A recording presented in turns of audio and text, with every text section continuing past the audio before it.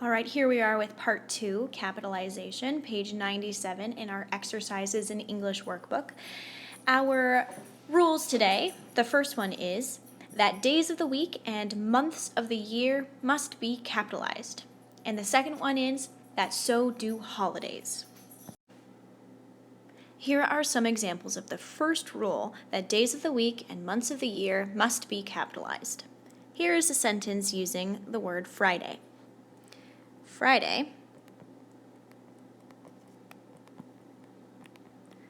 is the best day of the week.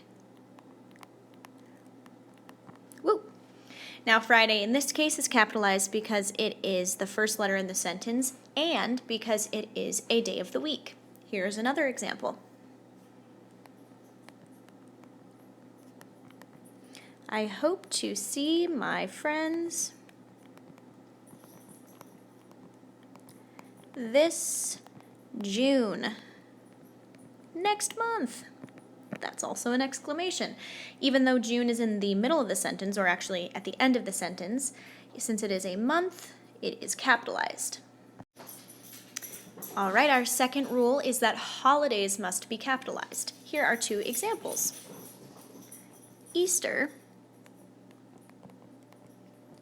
is my favorite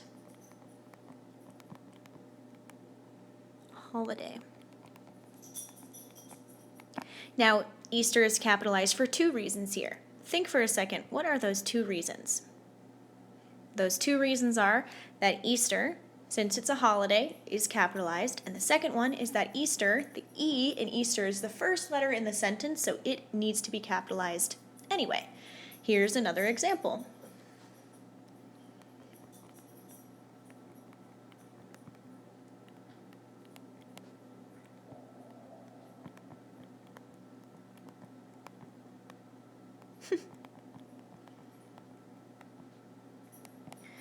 Here's another. Will you travel for Thanksgiving?